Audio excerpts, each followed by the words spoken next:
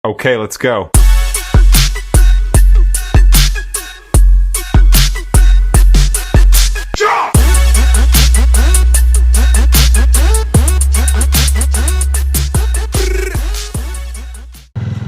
Assalamualaikum, selamat sore guys. Apa kabarnya teman-teman?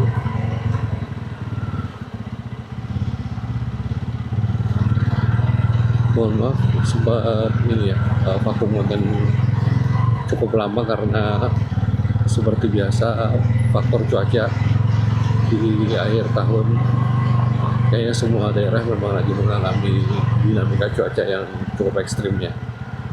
Kebetulan juga cuaca ya korelasinya nggak jauh-jauh dengan kondisi kesehatan dan kebugaran. Di akhir-akhir ini emang wah cuaca bikin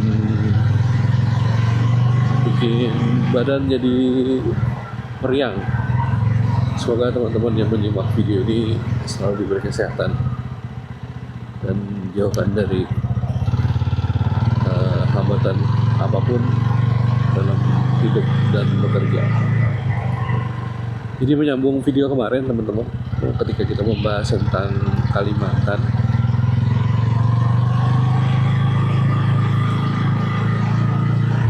kita membahas tentang kemarin beberapa tempat rekomendasi ya, bukan rekomendasi juga tapi lebih ke gambaran gitu tentang daerah-daerah di Kalimantan dan kira-kira apa yang teman-teman bisa expect kalau misalnya pengen ke Kalimantan. Kalau pengen ke Kalsel, kira-kira apa punya gambaran lah ya, apa yang bisa di-expect di sana. Bahwa kotanya rame, kotanya maju, agak semrawut karena orangnya banyak. Kemudian kalau Kalteng itu jalannya luas-luas, lebar-lebar dan harusnya tidak akan sesemrawut dan semacet di Kalsel, karena di Kalteng itu cenderung lebih sepi. Nggak tahu kalau sekarang ya, mungkin di hari-hari libur, di hari-hari tertentu juga tentunya jumlah manusianya, intensitas lalu lintasnya juga akan menyesuaikan. Nah, terus kalau ke Samarinda apa yang di-expect, kalau ke Balikpapan seperti apa, Pontianak juga seperti apa, kemarin di video sebelumnya sudah sempat kita bahas. Nah sekarang di video ini sebenarnya spesifik tentang pengalaman. Pernah nggak sih saya touring antar Kalimantan? Jawabannya pernah teman-teman. Jadi saya pernah touring dari Balikpapan ke Banjarmasin, kemudian dari Banjarmasin ke Palangkaraya, Pangkalan Bun, dan bahkan dari Pontianak ke Banjarmasin juga pernah. Jadi dari Kalbar melalui Kalteng melalui Kalsel, 3 provinsi. Dari Kaltim ke Kalsel, dari Balikpapan ke Banjarmasin pernah, dari Kalsel ke Kalteng pernah, sebaliknya tadi dari Kalbar ke Kalsel juga pernah. Nah itu otomatis melalui 3 provinsi. Lalu apa yang bisa saya share dari perjalanan itu? Jadi perjalanan itu tidak semuanya memang saya tempuh melalui motor ya. Karena balik lagi dulu di tahun-tahun 2013 sampai 2016 bahkan sampai terakhir COVID, saya terakhir melakukan perjalanan antar Kalimantan itu di tahun 2020 ketika COVID.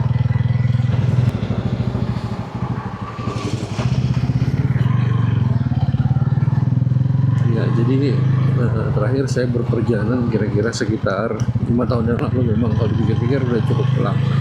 Tapi yang mau saya highlight adalah tentang pengalaman berperjalanan. Jadi waktu itu secara jalur sebenarnya ketika kita mulai dari Kalbar itu jalan bagus banget teman-teman. Di tahun 2020 kemarin itu baru memasuki wilayah Kalimantan Tengah, yaitu daerah perbatasan dengan Pangkalan Bun, itu jalannya sudah mulai agak rusak karena memang waktu itu lumayan banyak truk sawit yang lewat.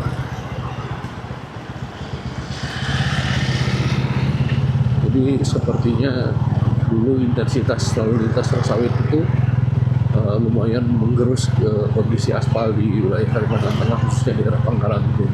Tapi memasuki wilayah Sampit, jalannya kondisinya kembali membaik ya, sampai Palangkaraya. Jadi somehow di Sampit itu walaupun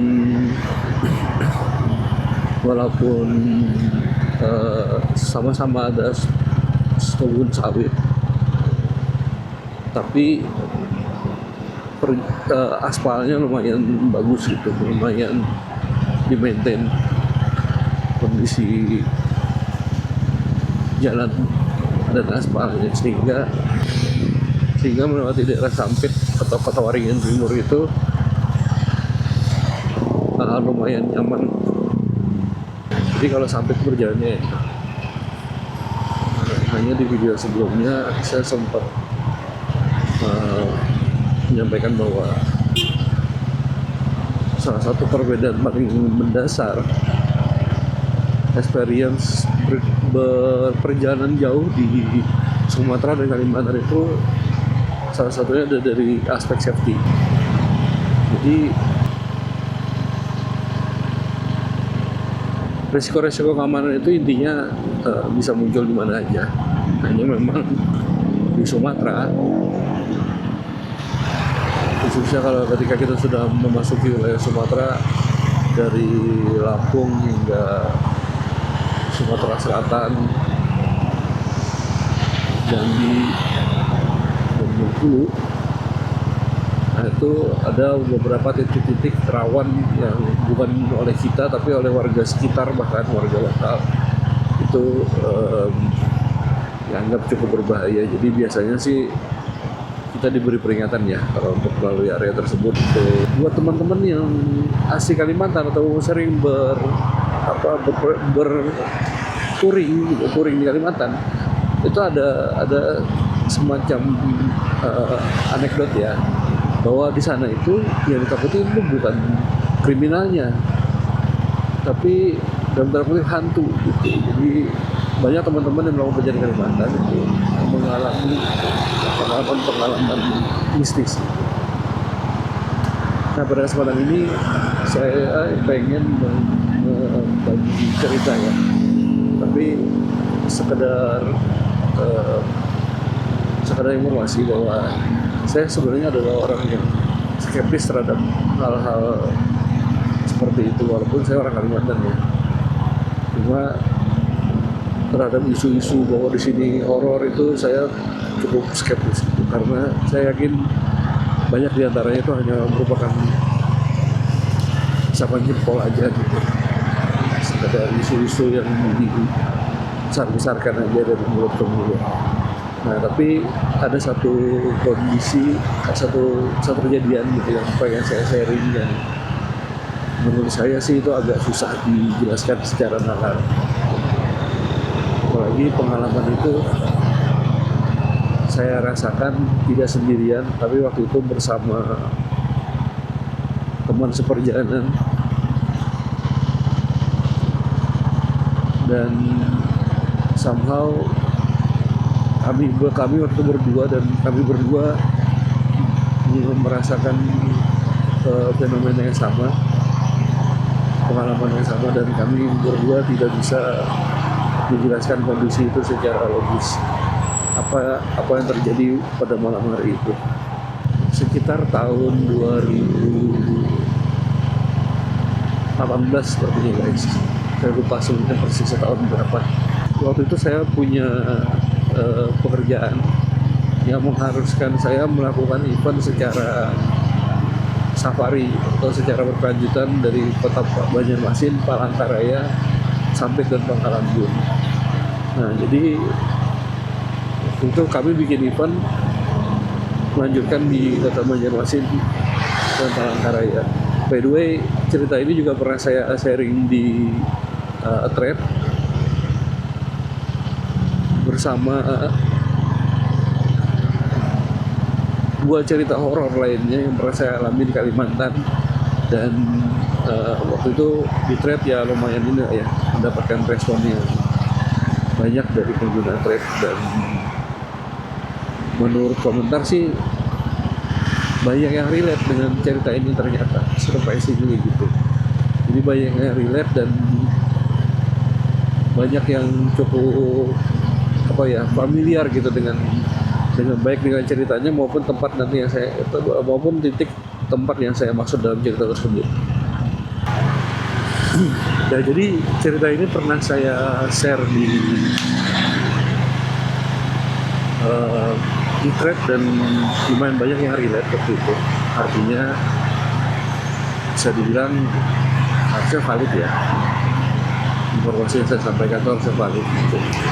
Tapi balik lagi, ini bukan sesuatu yang saya kuasai betul terkait dunia permistisan ini, dan ini bukan sesuatu yang saya cari-cari gitu.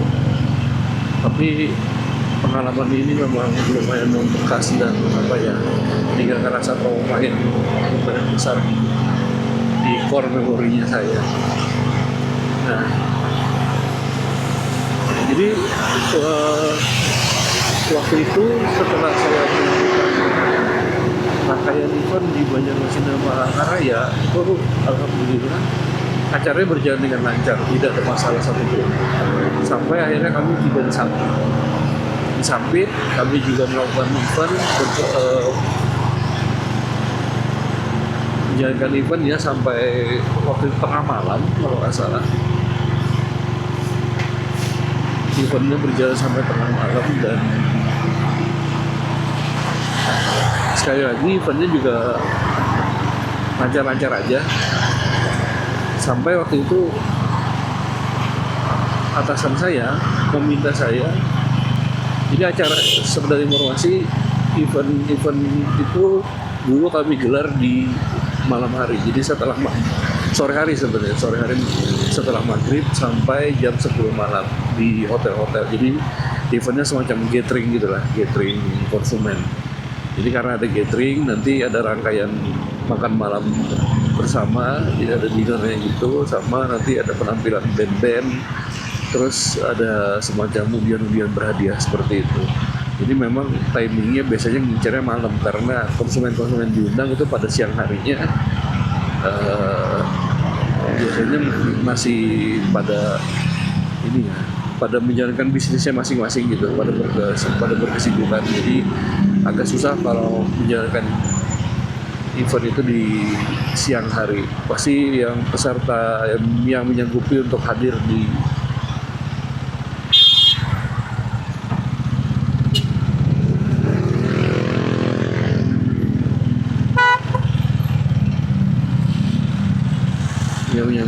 event gathering itu juga pasti sangat sedikit. Makanya mau tidak mau akhirnya gatheringnya diadakan di malam hari. Singkat cerita, event di Sampit bisa dibilang berjalan sangat lancar, tidak ada kendala apapun. Kita selesai acara sekitar jam 10 malam. Jam 11 malamnya kita sempat beres-beres, sempat evaluasi juga terkait pelaksanaan event di Sampit dan kekurangannya apa dan kira-kira apa yang bisa kita lakukan di event terakhir di Pangkalan Bun. Jadi dari rangkaian itu penutupnya adalah event di Pangkalan Bun. Sebagai informasi, sampai di Pangkalan Bun perjalanannya menempuh waktu sekitar 4 sampai 5 jam singkat saya ya. Kilometer itu sekitar hampir 305 kalau nggak salah. Dan waktu itu jalannya sih sudah cukup baik ya.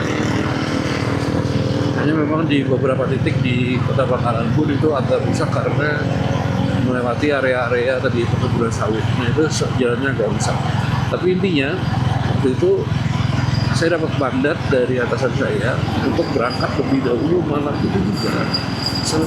Tepat setelah selesai acara di Sampit itu langsung melakukan perjalanan lebih dulu ke Pangkalan Bun untuk melakukan persiapan di sana lebih dahulu.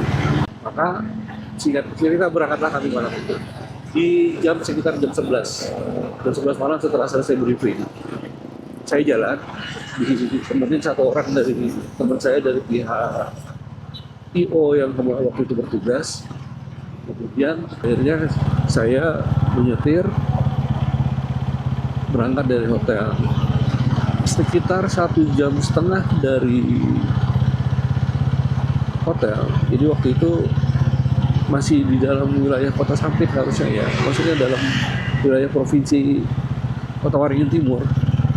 Saya nggak tahu itu masih masuk dalam Kota Sampit atau tidak, cuma masih dalam wilayah Provinsi Kota Waringin Timur, sekitar 1,5 jam dari hotel kami jalan. Waktu itu saya nyetirnya lumayan kenceng karena kalau teman-teman tahu jalurnya itu jalur sepi banget. Biasanya apalagi malam ya, biasanya yang kita temui itu antara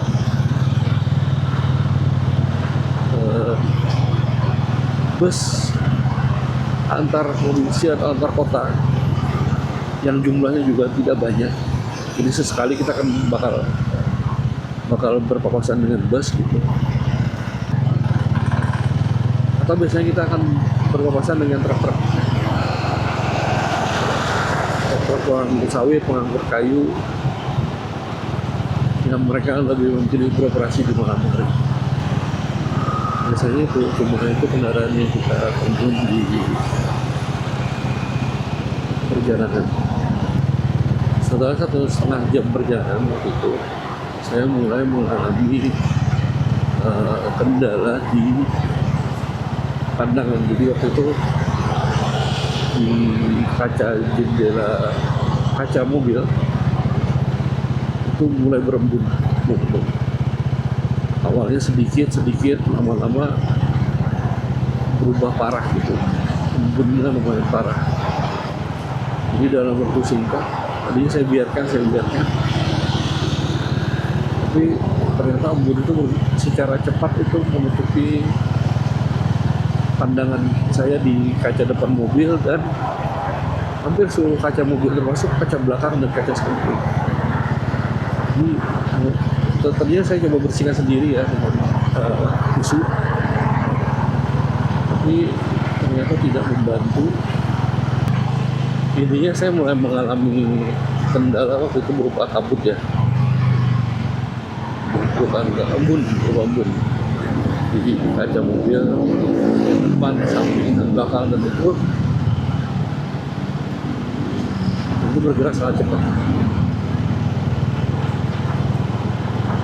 Sampai mau nggak mau, setelah saya berusaha secara mandiri membersihkan dengan tisu dan kotak empat, lalu saya bangunin saya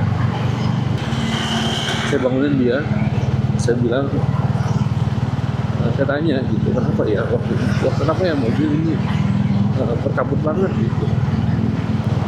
Si teman saya ini ya sebut saja namanya Eka ya. Jadi waktu itu Eka bilang, wah kayaknya AC-nya mati deh. Jadi kita minggir dulu, kita cek dulu ini apakah AC-nya rusak atau memang bisa diakalin gitu. Akhirnya sepakatlah saya untuk minggir. Karena tadi kaca kiri kanan itu posisi sudah berembun, saya harus posisi membuka kaca. Pertama saya bukalah kaca di sebelah kanan, karena posisi saya nyetir ya, saya cek sebelah kanan. Atau refleks saja, waktu itu saya buka kanan dulu, saya cek di kanan, aman. Nah, karena saya posisi mau menyeberang, saya juga buka kaca menyeberang maksudnya dari jalur kanan ke jalur kiri ya. Saya buka juga waktu itu jendela di sebelah kiri.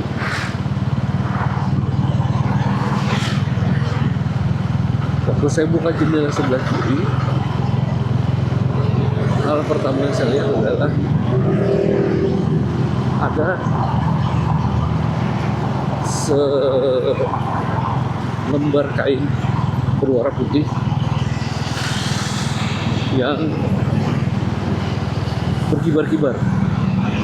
Jadi si kain ini berkibar-kibar gitu, dan posisinya menempel di gagang pintu belakang mobil. Jadi kalau di posisi pintu penumpang mobil, waktu itu mobil kita kendarai kalau nggak salah waktu itu Avanza ya. Jadi teman-teman punya gambaran kira-kira di belakang mobil, di gagang pintu mobil belakang itu ada sebuah kain atau secari kain yang berkibar-kibar gitu.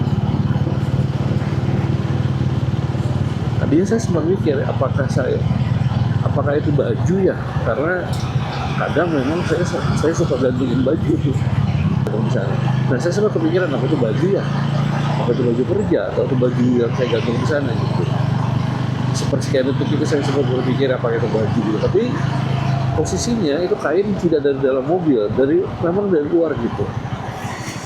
Dan sambil saya pelan-pelan ke kiri, ambil jalur ke kiri pelan-pelan gitu. Nah, saya semakin sadar bahwa itu kain mulai ada bentuknya, gitu. Mulai ada bentuk wajahnya. Saya udah mulai melihat ada mata di situ, saya melihat ada mulut, hidung, dan terakhir saya lihat ada rambutnya. Di situ saya sadar bahwa itu bukan kain, guys. Tapi itu ada satu sosok muka full sebadan-badan yang kelihatannya itu terbang mengambang dan posisi berpegangan di pegang pintu belakang gitu. Dan di momen saya menyadari itu, saya langsung teriak astagfirullahaladzim, dan saya udah nggak tahu lagi tuh yang nginjek yang mana rem dan yang mana yang namanya kopling. Jadi udah saya injek aja gitu, injek dua-duanya. Yang mana gas dan kopling, sorry.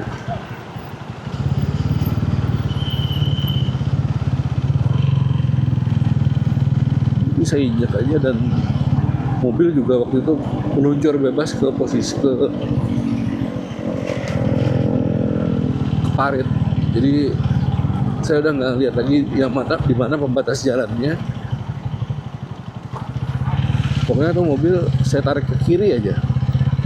Cuma untungnya memang tadi seperti yang saya ceritakan itu jalan sepi ya. Jadi kemungkinan ada mobil dari arah berlawanan maupun dari belakang itu sebenarnya sangat kecil.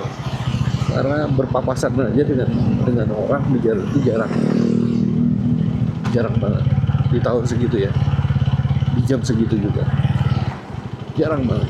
Jadi jalan benar-benar lempeng dan bisa kita nikmati sendirian. Jadi waktu saya ngambil ke kiri, narik mobil itu ke kiri, yang terjadi adalah saya masuk ke parit yang kalau teman-teman pernah lihat gimana kebun kelapa sawit, biasanya itu paritnya gede-gede, paritnya lebar-lebar. Jadi antara jalan raya sampai dengan si kebun kelapa sawit itu biasanya dibuatkan pemisah berupa parit tanah yang cukup lebar untuk saluran air. Karena di pohon sawit itu kalau hujan dia tidak menyerap air. Nah itu ada kaitannya dengan yang kemarin terjadi di Sumatera.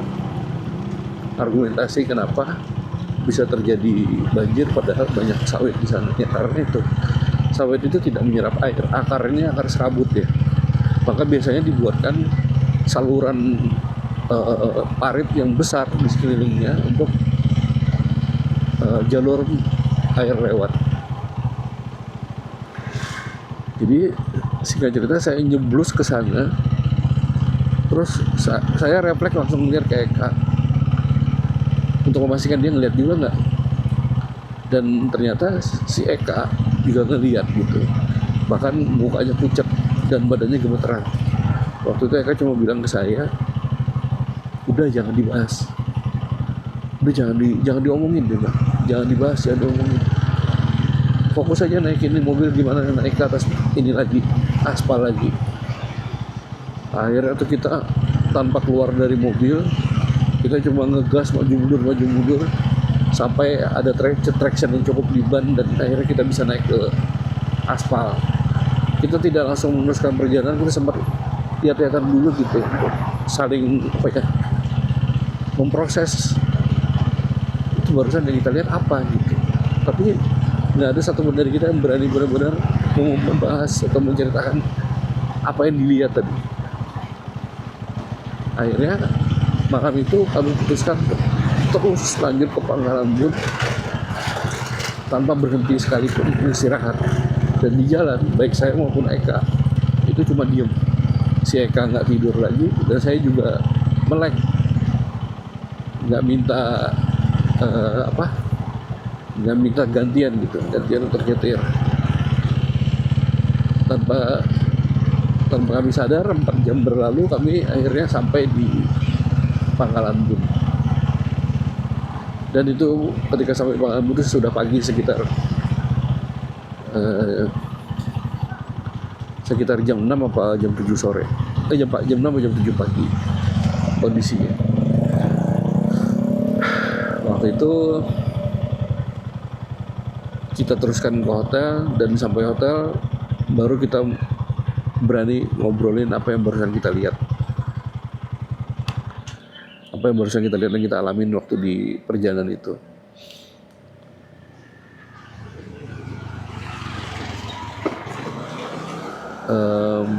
Dan pulangnya kita sepakat sama Eka untuk tidak melalui jalur itu di malam hari lagi atau di saat gelap, dan kita ngatur waktu gimana caranya kita berangkat dari Pangkalan Bun dan nanti sampai di Sampit itu masih dalam posisi siang hari. Nah, ketika kami pulang ke 2 hari kemudian dari Pangkalan Bun balik ke Sampit, kami berangkat pagi. Jadi sampai titik itu kira-kira siang hari lah, siang apa sore, menuju sore hari. Kami coba menerka-nerka ya, karena waktu itu malam, kami nggak begitu yakin posisinya di mana gitu. Kami coba menerka-nerka, coba mengingat-ingat patokan apa yang bisa kami ingat ketika kejadian terjadi. Jadi setelah kami cari, akhirnya kami ketemu satu titik di mana di situ ada bekas ban, ada bekas rumput-rumput yang atau tanaman pohon-pohon yang cukup yang patah, bukan pohon-pohon ya, kayak semak belukar yang patah gitu. Dan kita lihat, kita yakin ini kayaknya di sini lokasinya tempat kita kemarin jatuh. Kita benar-benar ngelihat seberapa dalam ternyata parit itu, dan dari jalur ban itu seberapa jauh gitu kita melenceng dari jalur waktu kejadian itu. Nah, karena kami kesana siang hari, kami akhirnya punya pandangan utuh terhadap lingkungan itu, dan benar-benar guys, itu jauh dari pemukiman warga. Itu cuma ada semak-semak dan kebun sawit, sebelah kiri kebun sawit, sebelah kanan juga kalau nggak salah waktu itu kebun sawit, tapi antara kebun sawit dan jalan raya itu masih ditutupi oleh semak belukar yang tinggi. Jadi tidak serta-merta waktu itu langsung kelihatan kebun sawitnya sebenarnya. Kebun sawitnya masih ketutup semak belukar yang cukup tinggi. Dan itulah yang kami tabrak dan masuk akhirnya ke dalam parit pada malam hari itu. Nah, salah satu fakta yang paling ngagetin ya adalah ternyata tempat terjadinya kecelakaan itu ternyata tidak jauh, hanya sekitar 500 meter gitu, atau bahkan mungkin kurang dari satu papan tulisan yang bikin kami kaget, yaitu ada tulisan di sinilah tempat pemakaman umum korban tragedi Sampit. Walau alam ya, apakah ada kaitannya gitu antara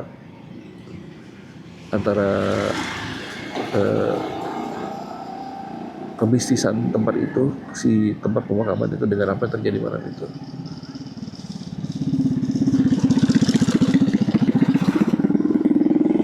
Saya yakin sih semua korban dari tragedi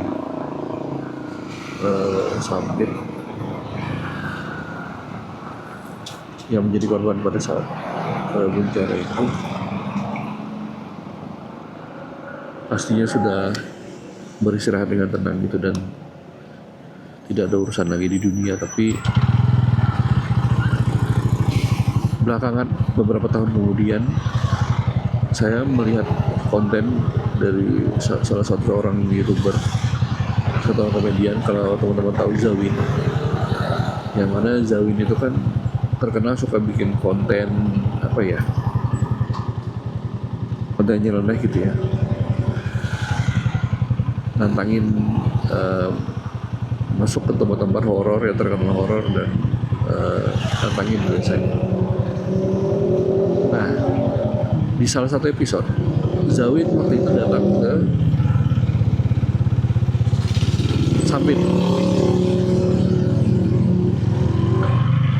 Sampit, dan disambut oleh warga lokal, temannya Zawin yang merupakan seorang warga lokal dari kota Sampit. Lalu Zawin waktu itu nanya, di Sampit itu ada urban legend apa aja gitu, ada cerita horor apa aja yang beredar atau dimiliki oleh kota Sampit.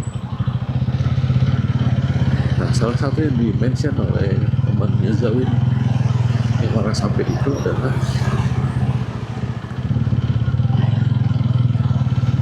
keberadaan sebuah sosok semacam kuntilanak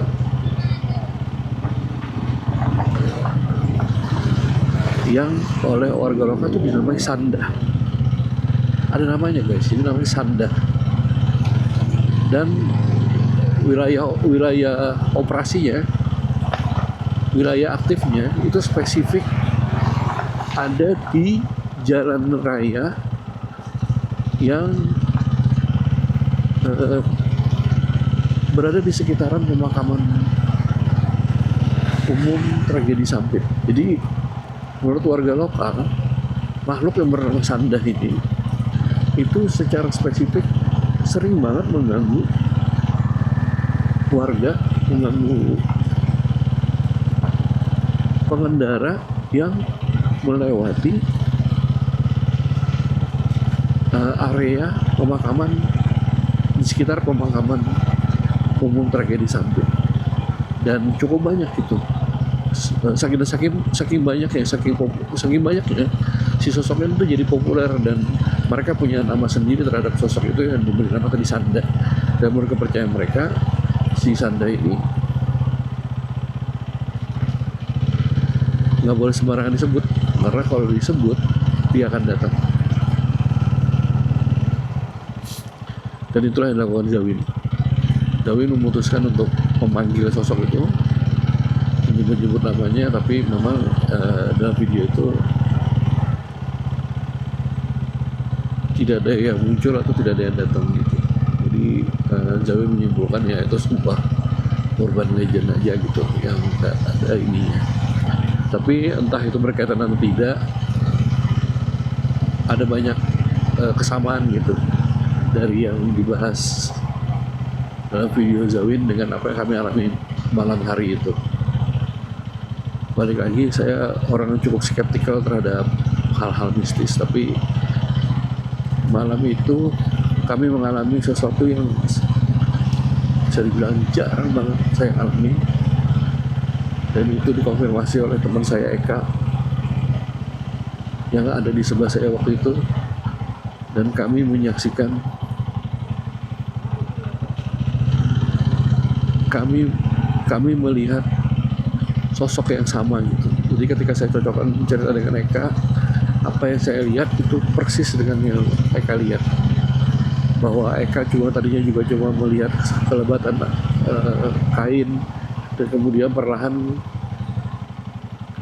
Eka melihat kain itu membentuk sebuah muka, dan kami sadar bahwa itu ternyata adalah sebuah sosok makhluk gitu, menyerupai manusia.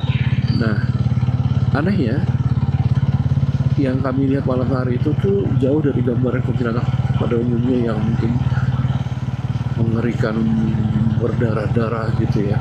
Yang kami lihat waktu itu tuh lebih ke seperti apa ya, kayak rambut gimbal yang nggak terurus tapi panjang, kemudian proporsi muka yang aneh. Jadi yang saya ingat dari muka wajahnya waktu itu yang saya lihat melalui kaca spion adalah itu dahi dan matanya itu tidak proporsional guys.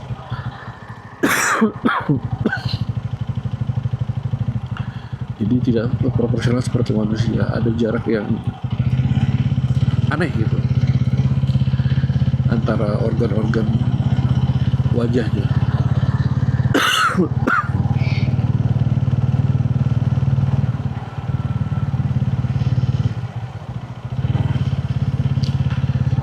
Lalu jarak-jarak tidak proporsional dan aneh itu di antara organ-organ wajahnya, dan itu somehow memang creepy gitu.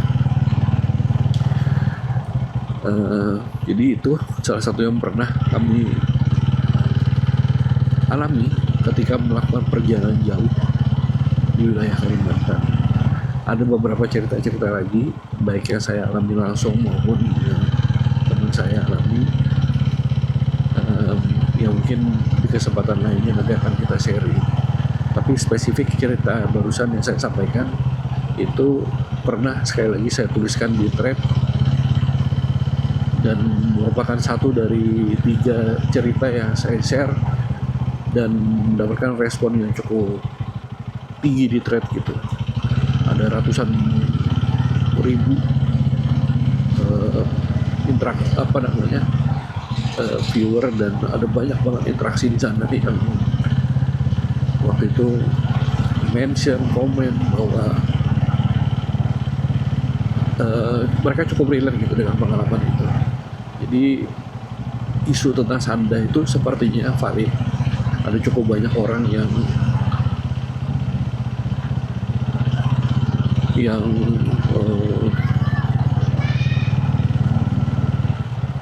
punya pengalaman atau mengaku pernah punya pengalaman terkait makhluk yang tadi namanya sanda. Mungkin itu dulu bisa kita share. Next time kita, kalau ini menarik, nanti kita akan cerita lagi cerita horor-horor lainnya terkait perjalanan di Kalimantan. Terima kasih. Assalamualaikum warahmatullahi wabarakatuh.